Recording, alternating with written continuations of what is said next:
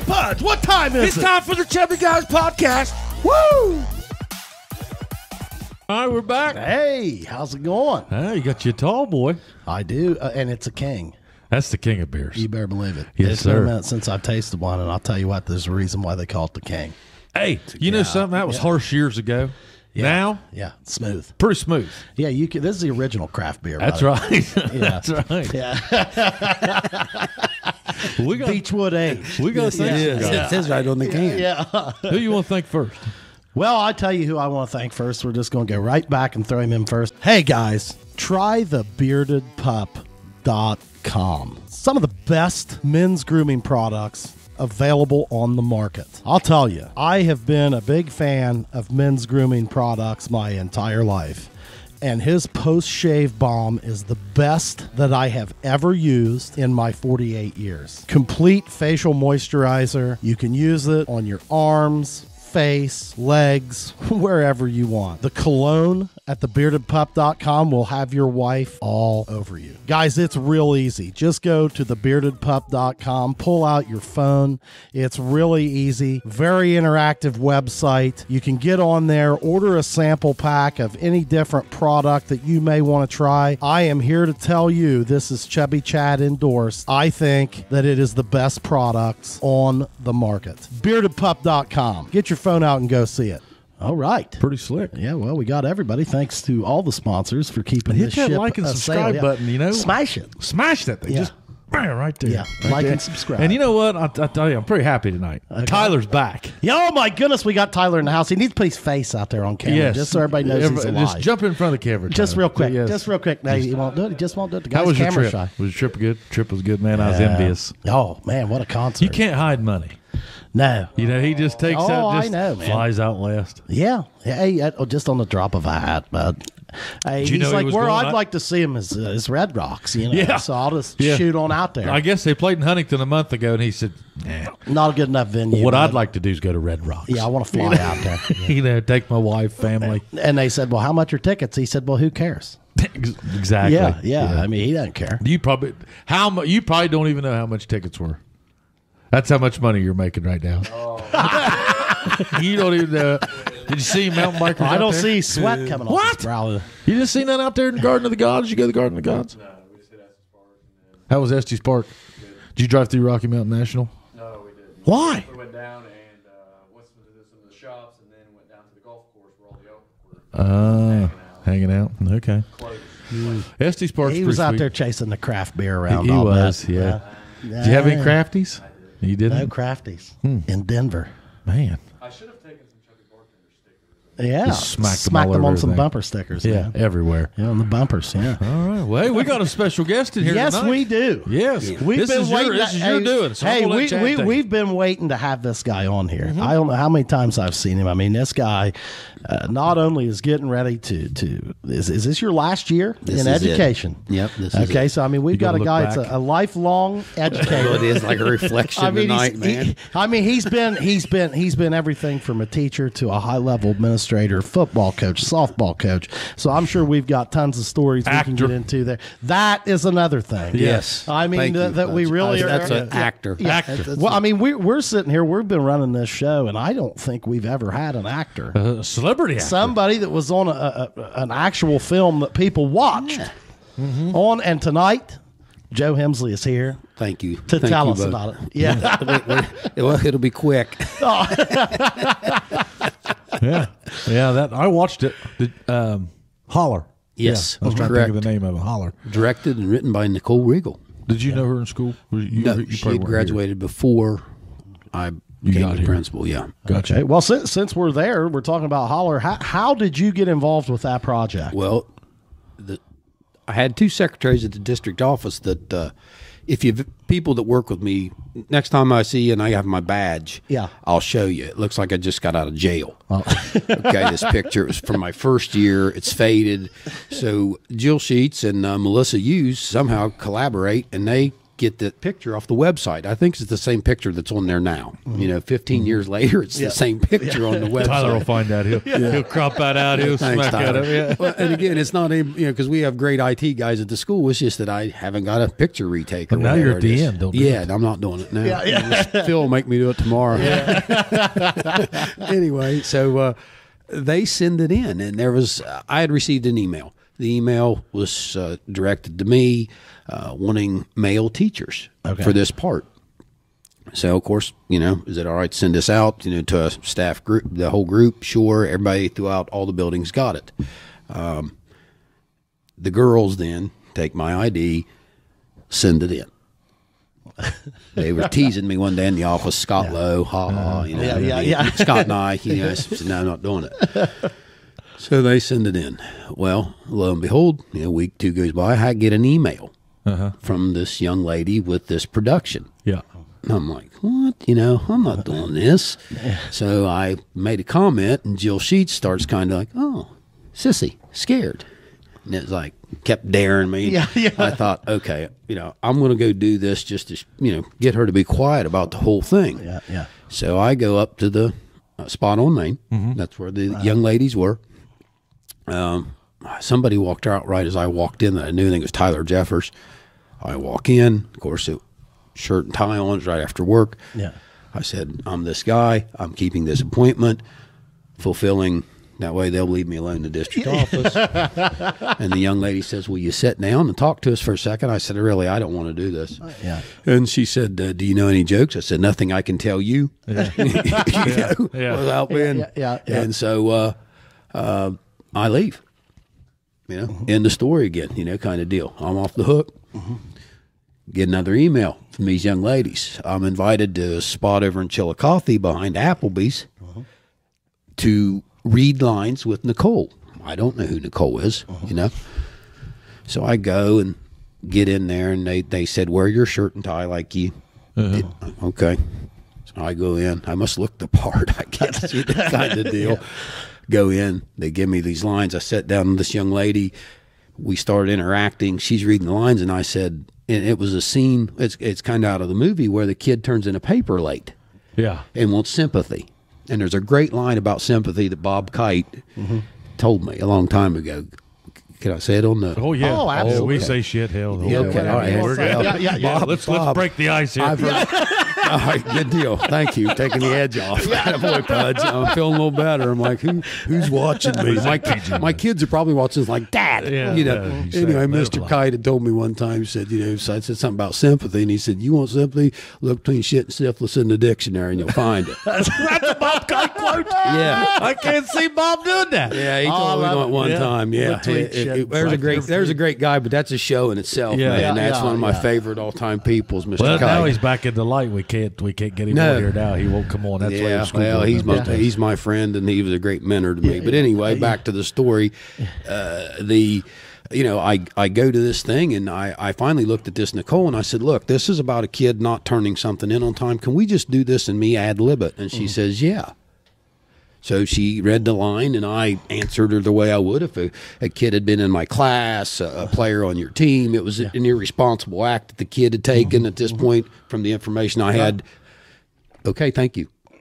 And my wife, in the meantime, is at Applebee's eating and having a drink. I like it's like the walk of shame from this building behind Applebee's across the parking lot, and people are looking like, what the hell's this guy doing in a shirt and tie? So I go in. She said, how'd it go? I don't know. Again, a week goes by. Can you show up at Chillicothe High School for the filming on this day? Filmed? Yeah. Like, hey, you got the part. Yeah, more or less. yeah. I was Mr. Porter. Mr. Porter was my name in the film. You guys, I can't believe you couldn't remember that.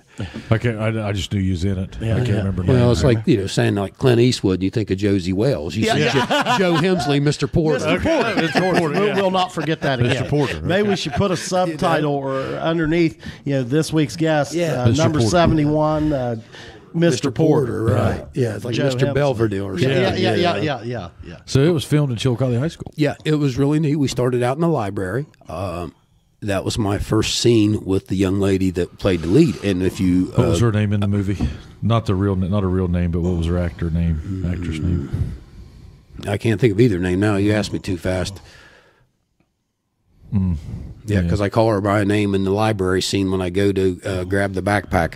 Hey, they had a stunt man there. That's what I was going to go to. For you? Yeah, me and her. Oh my. Yeah, seriously, this guy was a certified stuntman, and again, it was a really neat experience. You were talking about him being able to run everything, and you guys, okay, yeah, they had guys. I'll call them their maintenance crew, like your room here.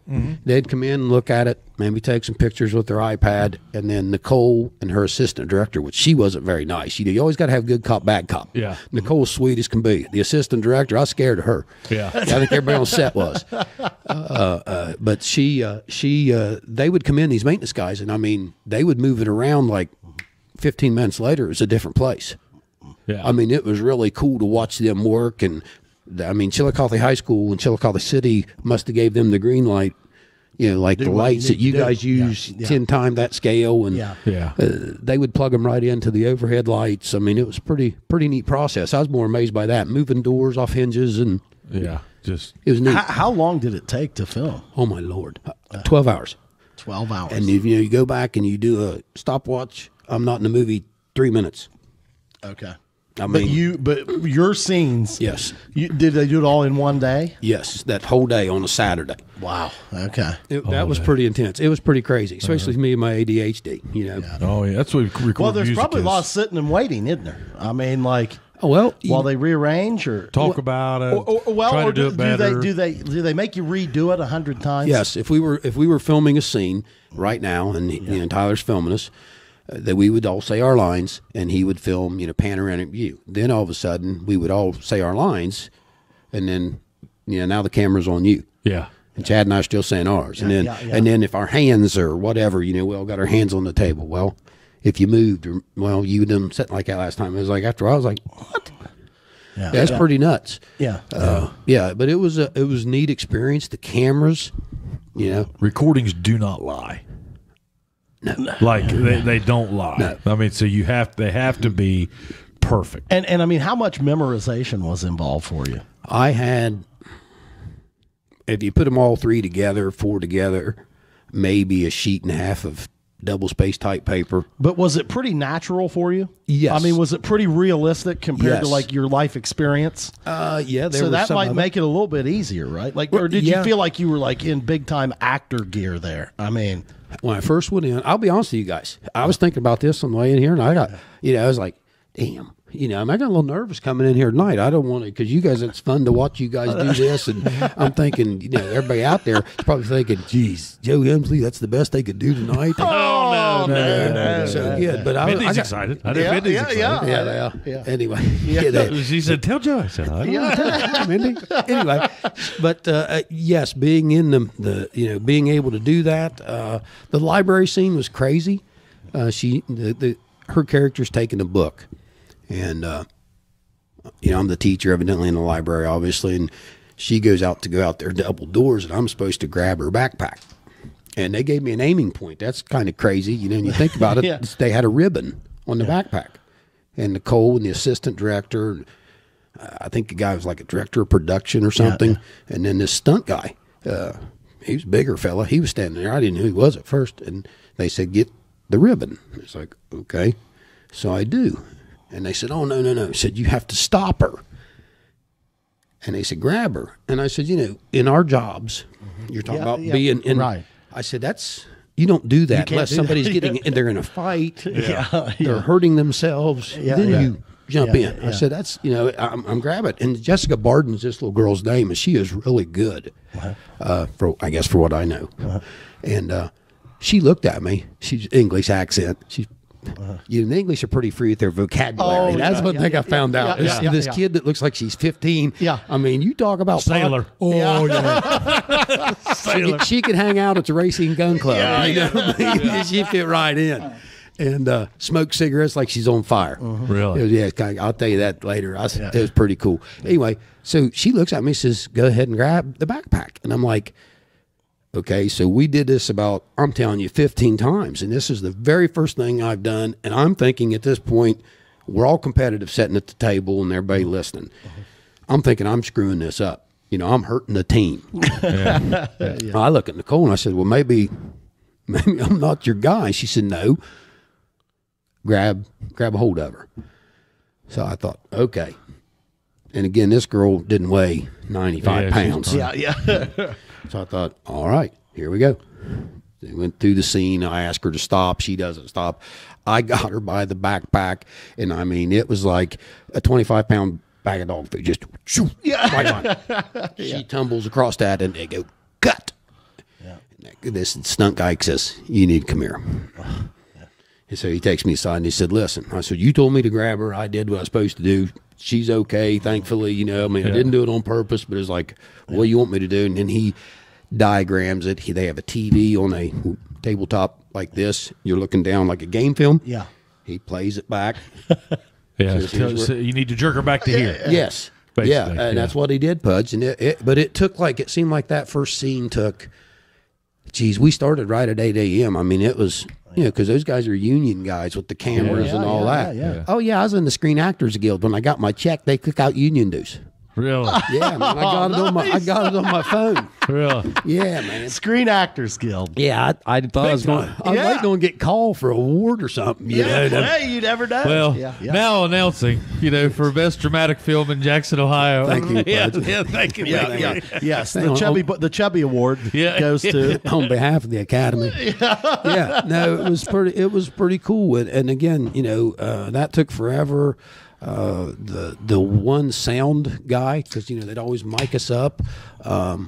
He had just done it's the thing, I think it's out now with Val Kilmer, where he's, you know, after he's cancer and all this. There's it's a documentary. Yes, and I think Val Kilmer got cancer. He bad. Yeah, terrible bad. Yeah, and he's having it, like, he talks with like one of those electric things, and they did a documentary. It's wildly popular right now. Really, I haven't seen it. I like Val Kilmer. It's pretty sad. Yeah. His last film, anyway, in there, this young man, had worked with him. And so he was telling me some of the people he worked with. And, of course, I'm like, wow, really? And he's like, yeah. The makeup lady had just come back from Connecticut and had been there for like 8 weeks. And they flew her to... I mean, it's a different world, isn't it? I mean... Different people. Jessica Barden's favorite snack food during this film, what I saw, you know, we all see the 5-pound bags of peanut M&Ms in Walmart. Yeah. These are like 10-pound bags out of Sam's Club or something, man. She just loved M&Ms. Every time I looked at the girl. And then when she got a break, she'd go outside on the bench at Chillicothe High School, which is really, you know, to me, I'm like, what? Smoking cigarettes. Her and her boyfriend and me. I didn't smoke. I just got sat with her and talked to her. You know, we'd go outside. She'd say, come on out, Joe. You know, in her English accent. And outside I'd go. And it's like, she'd sit there and smoke. Say, now in this next scene. And she helped me as the day went on. I got really comfortable with her. Like in the classroom scene. Did you relax a little bit as the scenes went on? Yeah, because Nicole had talked to me after the first one, after the fiasco of the backpack thing. You know, we finally got it right. And then I had to take a fall. Oh, okay. She elbows me and I go down. You know, thing. It was pretty cool. But then, then later in the day in the classroom scene, it got easier. Okay. And Nicole, like I said, the assistant director, I mean, she's doing her job. Yeah. And just not me, but anybody. Yeah. And Jessica and her had a couple exchanges. So I thought, ooh, cat fight. Yeah. Here they go. Yeah. That's what I come for, you know, kind of deal. And they're in the classroom, we were doing our lines. And I don't know what my line was now, but I kept wanting to jump it, you know, flip it. And they stopped me because, I did have it memorized. And Jessica finally says, let him say it the way he wants to say it. And it was like, I kind of looked at her. She said, I'm not frustrated with you. It's them. You say it the way you want to say it, and I'll go with you. And that's when I figured out that, of course, then I don't Google this young lady till after I get home. Yeah, I'm that guy. Yeah. Oh, wow. She's been trained. Yeah. I mean, she knew more about it probably than maybe other than Nicole sitting there. Yeah. And so at that point, then it became really easy. And then the last thing of the day was the scene with our local police officer, a young lady that worked here for a while. I don't know if she still does or not. She's the resource officer in the scene, and we're in a thing off the library at Chillicothe High School, and it's supposed to be an office, and Jessica's in a seat. I'm standing along the wall. And we'd done our lines, and the cameraman's in there, and the young lady police officer here from in town, and I seen Nicole whisper to her. And so it's kind of a heated exchange. Like, you need to quit stealing books. Ruth is her name in the movie. Ruth. Yeah. Ruth, you need to quit stealing books, blah, blah, blah, Ruthie or whatever. And all of a sudden she says, oh, so does your wife know you fill up little girls? I'm thinking, that ain't the freaking line. Yeah. I just stopped. Yeah. I'm like looking at her. I mean, but Nicole is standing behind her off camera, and Nicole just busts out laughing. Yeah. And it's like, I said, oh, that's cool. And at that point, it was like, I had been accepted. Yeah. That finally hosed me on the day. Yeah. So, and then it was like, man, it made me feel a little bit better before I left. And then we redid everything one more time. Nicole walked us through everything one more time. But you talk about a bright young lady. Okay, you've coached. We've all coached. Yeah. We've all played. You talk about somebody that's determined, that has a desire. Oh yeah, man! You can just tell it. Now we all wanted to be, Major League Baseball player, pro football player, NBA star. She wants to be one of those directors in Hollywood that And I'm telling you, she's got that drive. I mean, she was really impressive to be. Yeah. But living here the last 15 years. It's a Jackson City Schools product that's went on to do something great, man. That's awesome. I mean, it's a great alumni, great representative. You think about that, like all of the things that she has to do to bring that together. And I mean, whether or not she ever makes it big, for every time she does that, my goodness. I mean, you think about the movement of resources and the leadership and things like that, let alone the creativity that takes. They were sending us like informational emails about her, and like she was the who's who in the top 10 here, and of course then COVID strikes, and and it's like great. Yeah. Like they canceled a couple of the film festivals that this film was going to be. Go to. Yeah, and it was like, but it was a neat experience, neat people. The kids in the classroom scene were from Medina High School and Chillicothe High School. Yeah, really. Yeah. But like you really didn't have any. Like you weren't. It wasn't like you were dying to be in this. No, you literally kind of got shoved into it, and and it became a great experience. I mean, glad you did it now. Oh, absolutely. Yeah. It's kind of like being married. Yeah. I'm glad I did it. Yeah. I know my wife's not watching. Yeah. But it's here forever. Yeah, I know. Hey, man, glad I did it. Yeah. I'm kidding. I liked the movie. I thought the movie was good. Here's the thing. Anybody that works in southeastern Ohio, has a teacher, a coach, custodian, bus driver, that kid. You have that kid. And that's where, in the scene in the classroom, it was like, people have said, oh, you really dashed that kid's dreams. It's like, well, if you really look into it, there are kids that I have probably said, look, you can't afford to go to Harvard. You need to go to Hawking or whatever the case may be. But I was still trying to encourage them to give them the means where debt is not an issue after you graduate. But again, that wasn't Nicole's theme in that, it was just a kid that had been denied, that was having a rough life in that movie. But it was pretty cool. I don't care for the portrayal of Southern Ohio. I guess that was the only thing I kind of, and now I say that, and I've got a song that's about the same thing. Yeah. So it's hard to be, too. Well, I mean, the way I look at it, I think all of us probably get a little defensive sometimes. With the way people look at and portray us. But like when I look at that one, like that was made by one of our own.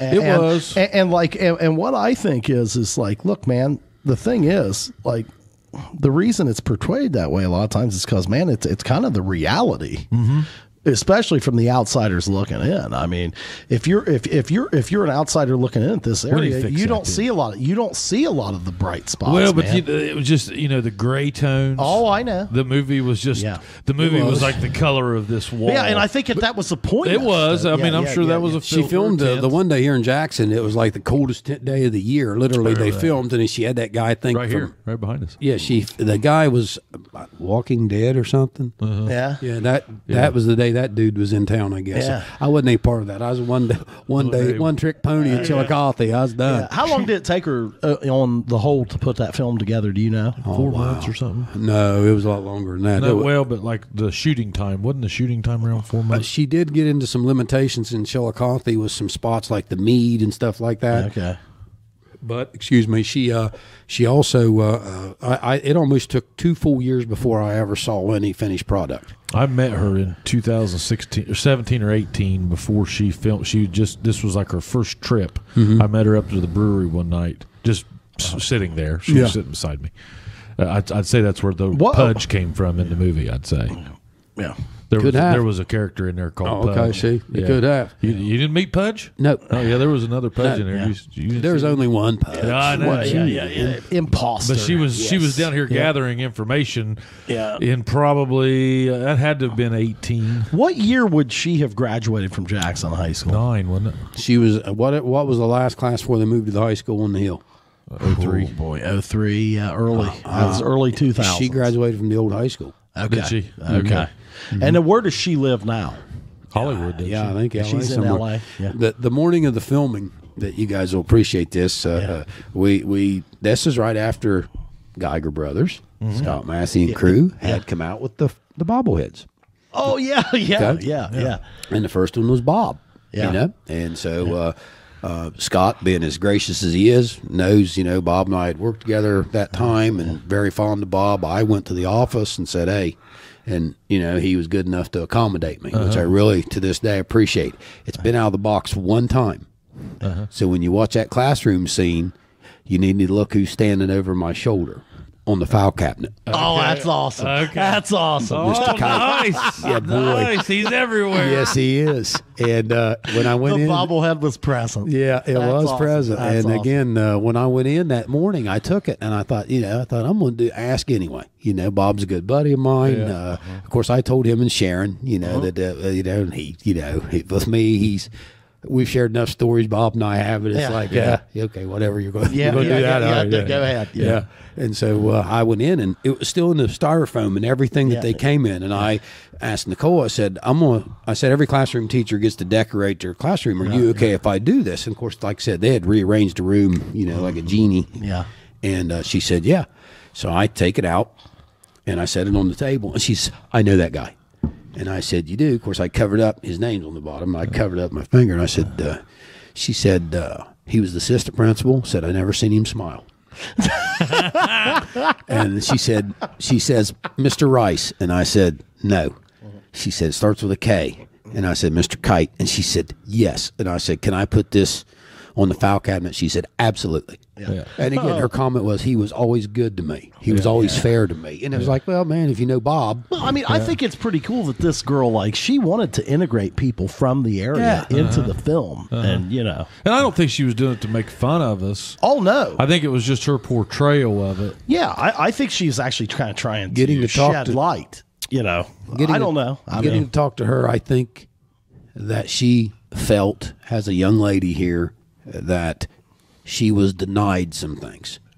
Again, whether that was intentional, unintentional, whatever. right, but I think right. and then she went in, she's a veteran, man, U.S. Oh, Army. yeah. Which is really cool. Oh, yeah. That was part of her story. What you forget is, man, she spent 4 years in the Army, maybe more, at least 4. I know that, And again, it's like, okay, she served and then still pursued her dream. Right. And she had told me that's what she wanted to do in high school. And at that point, I don't think they had what we have now. Sure. And so, for her to do that, and I think her portrayal of Southern Ohio being a young lady, you're denied opportunity sometimes. Which I think whether it be stereotyping us or not, Pudge, I think is somewhat true, especially more so probably 25, 30 years ago than now. it is even now. Right. Yeah. That's interesting because she was probably, just from a local standpoint, she was probably right at the end of like that whole style, and then I think Steve came and Phil and you and you guys all kind of came mid 2000s, late 2000s started coming, and I would think I can remember Chad probably talk about this too, but my parents were blue collar people and kind college just wasn't, getting out of Jackson wasn't really something you talked about. I mean, I can remember my buddies being like, hey, you're going to take your ACTs? And I'm like, well, AP Green doesn't need it. I mean, I was going to work. And, it's just one of those things that I think you would know. I mean, isn't that better now? I mean, it's so much better now that the kids have so many more opportunities. And, it's funny you mentioned that. It's not a poor pity me story, but the fact of the matter is I was in high school. I was thinking about things you guys would ask me because I emailed you and I said, we figured we never really know. He called me today, so we're going to talk to Hemsley about, which we do for every guest. And I said, whatever the hell we want to. Okay, cool. Yeah. All right. Yeah. Yes. Said, I said is what I told Post. I know he's an enjoyable guy to talk to, and I know that he's a good conversation, and I'm not sure where we'll go. It doesn't really matter.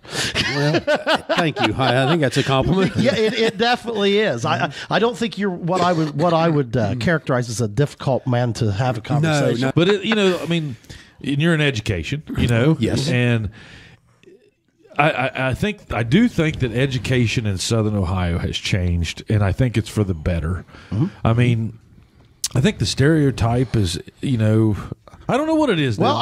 I think it's odd because I think that we here in Jackson, and not to get too specific on the show because we're covering a wide region, but it's a rural area. But our schools here in Jackson for the last 20 years, Joe, or maybe longer, I don't know. I mean, have been performing at a very high level, equal of that in all of the cities in Ohio, and and that's kind of a rarity, isn't it? Well, schools comparable to us, Phil does a great job every year at the board meeting, and people don't know the depth that he puts, this time that he puts in to get the depth and breadth of what he presents when it comes to test scores. So we only, again, focus on local. There's many things that I can go through, and they list all, I want to say, there's 700 plus districts. Public districts in the state, I think, is what it is. Somebody correct me if I'm wrong, and I'm sorry if I am. Yeah. But when you look at those and you see like Jackson City Schools or Jackson High School, Southview Elementary, whichever, all these buildings, these people do a fantastic job. I'm telling you. They don't know how. My wife's a great teacher. Yeah, she is. Okay. All right. She really is. Okay. His wife's a great teacher. There's great employees here. They do a good job, and the proof's in the pudding. Yep. And sometimes it ain't all about the test scores. Okay. Let's look at the Braves. We're gonna look at numbers. Let's look at the Atlanta Braves winning the World Series. They weren't supposed to. No. Sometimes it's about the growth that we show. Yes. Beyond. But Travis Ruckle shared that thing today. He said a successful coach doesn't win championships. He said a 10U successful coach doesn't worry about championships. Yeah. He worries that they all come back out for 11U. Exactly right. Yeah. Okay. And, yeah. And kind of the same thing, right? In southeastern Ohio. 25 years ago, longer than that, I guess, you had the coal mines boom and you had the power plants boom. You had construction guys in here from all over the world building these power plants and everything around us. And the mead was different area back here. The mead smelled like cabbage all the time. In Chillicothe, when I lived over there, I'd say, you know what that smell is? And they say money, and it's like, so why if these kids, I guess it's they've had to go get educated because you don't go to the coal mine now and make $25 an hour. Well, that's the thing coming out of high school. A lot of these the jobs of like the factory jobs and these living wage. Yeah, you had the great Goodyear jobs. Plant, right? Yeah, they're gone, man. So now it's like almost you've got to decide like, all right, man, maybe I'm going to go into a trade. Maybe I'm the three factories that I worked in the coal mines.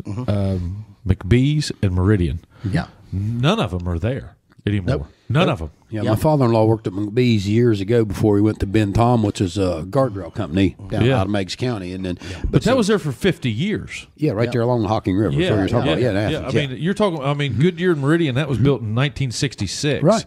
So, but all of a sudden, in a blink of an eye, my dad's plant, he worked there almost 50 years. It's not even there. It's not that they slowed down. They're not there. They're gone. So like if you're a guy or a gal that graduates from Jackson High School just today, anywhere, and you didn't, maybe take advantage of a trade school or something. I mean, I don't know that the job pool is quite as deep as what it once was. Is that fair? Yes, Coming out. it's more. It's going to be more of the IT stuff, the midfields. You know, they going to be more technical types, and that's where I think our schools have done a great job of blowing the former ceiling off of it and continuing to climb. Well, yeah, your daughter's at Brown. Well, I was going to say, like, what do you think the odds of that? Like, I mean, and not only that, her best friend's at Yale, Yeah. and her other best friend's at Duke. Yeah. I mean, like, dude, Jackson kids weren't doing that when I was in school. No. I mean, we'd have one occasionally, but now we got 2 or 3 every year doing this. I mean, yeah. I mean, you know, I'd say Elena's the first Jackson student to go to Brown. I don't know. I mean, the thing is, but like, here's, I know she could have gone to Purdue. She could have gone to Notre Dame. And like, the thing is, it's like, hey, man, and I'll tell you what, I'd like to bring her on the show sometime because, you know, she'll tell you probably like, hey, man, it's different, you know, being a Jackson kid at Brown. However, you know, she didn't feel like she was outclassed and didn't know what she was doing there. No, the Wall she was girl prepared, dude. The Wall girl graduated Abby with Wall. she graduated with Katie, my Katie, and you know, she Ivy Leaguer, and you know, I haven't talked to her in a couple of years, but I'm telling you, that young lady was well prepared. Again, things have changed. This is a great place to work. We got great people that work here. We got great leadership everywhere. There's nothing negative. We got an athletic team that's getting ready to play Friday night you know. There's lots of good going on here. Oh, okay, yeah. And again, so it's like we got. I mean, everybody puts their time in. I've raised my kids here. Oh yeah. As a dad, it's like what a fantastic place. You know, I'm the outsider, man. Hey, I've seen this place as a student, an athlete, a coach, and now I'm seeing it as a dad. And I'll tell you what, I am damn proud of this community and our school district because we have a very unique thing here. I mean, and like you look at those playoff games and like when we go on the road in the playoffs, I don't care what sport it is. My goodness, you might as well somebody turn the lights off in town because everybody's going. We roll out there with a marching band with almost 200 kids in it. I mean, it's like we invade a place. And it's like, man, this is outstanding. I totally agree with what you're saying. And Jason Snyder, you remember Jason? Yes, I was do. you with him? Was you here? Jason, Vinton County Jason. Yeah. Jason was in the U.S. Navy, which again, thank you, Jason. And he had come home on leave. This is a good story on Jason. And he come home, and of course, he's really good friends with Nolan Yates. Nolan was one of my assistants. Nolan, good dude.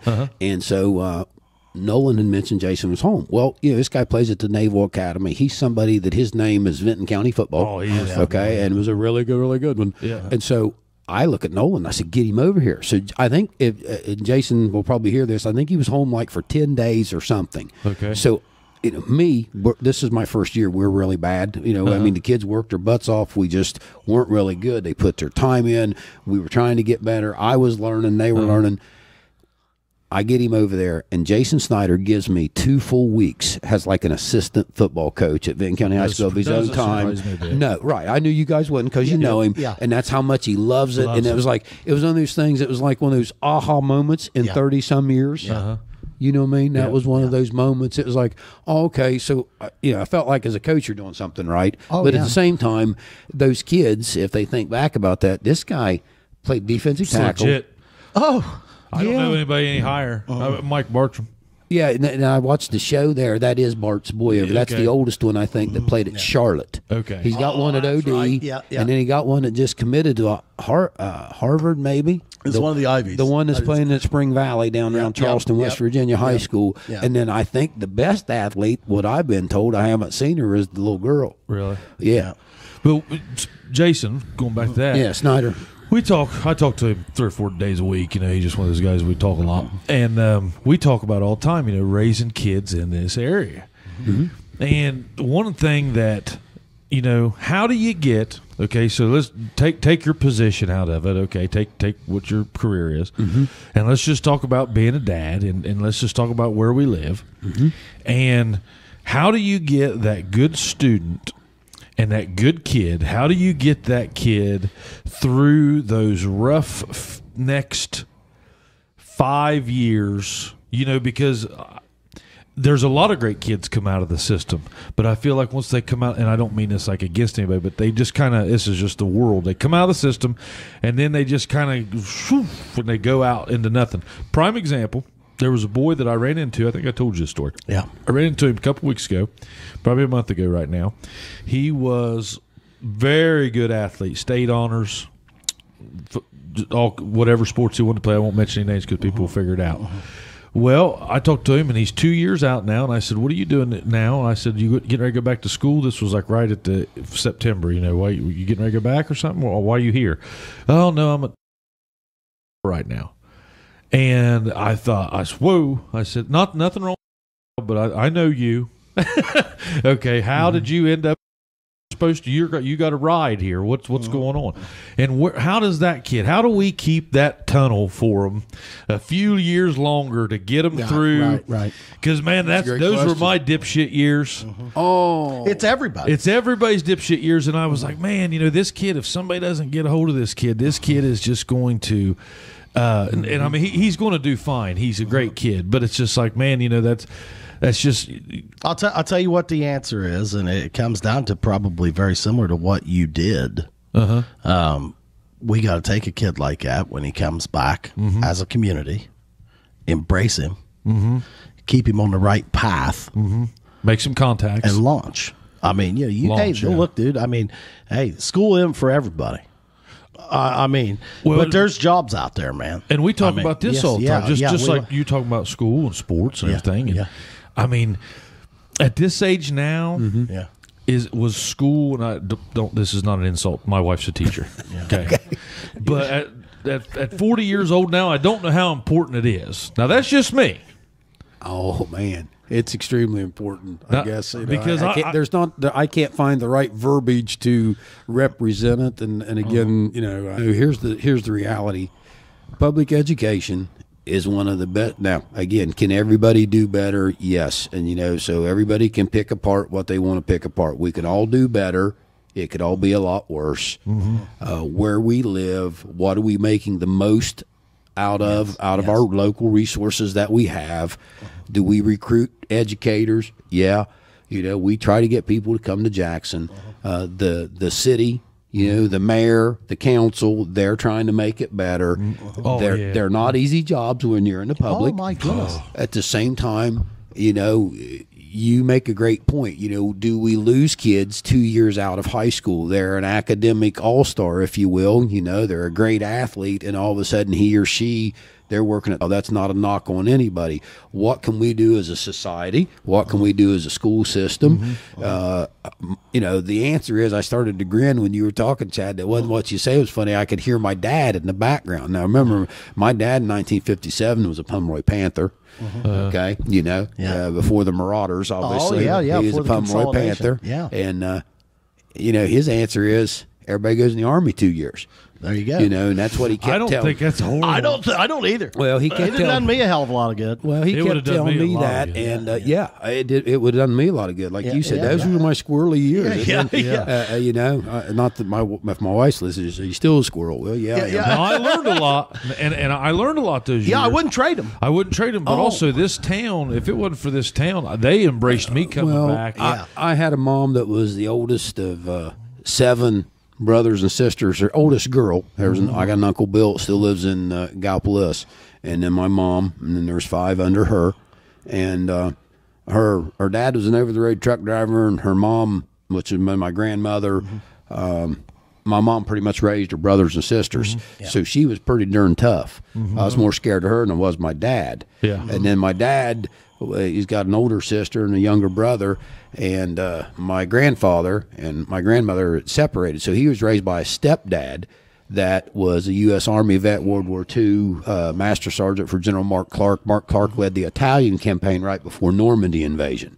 You forget we're pretty close to that. Was running the flank there on the Germans, keeping them off, but again, Pop Clark, I called him Pop. I didn't call him Grandpa. Those 2 people ago. Yeah, thank you. Yeah. And he was raised by him. So when it come to me, I grew up in a 14 by 70 mobile home. That's not to say that mobile homes are bad. That's what I grew up in. No AC, dude. We didn't have a great deal. I had an educator tell me, because all my people were carpenters or worked in the plant. I had an educator tell me, you just need to get a carpenter's card. And back in, I had like a 18 on the ACT, which I think somebody will say it was stupid. Well, that was back in 1981. Give me a break. Yeah. And I think that was about the average back then. Yeah. I think I sniffed 13 one time. I took. I spelled ACT. They gave me a 13. Yeah, I took it one time and went to Rio Grande. The best experience of my life. Yeah. Immature, out of my league. Did you live on campus? Yeah, and again, it was Just drunk. I lived on campus. I lived on campus. I lived on campus.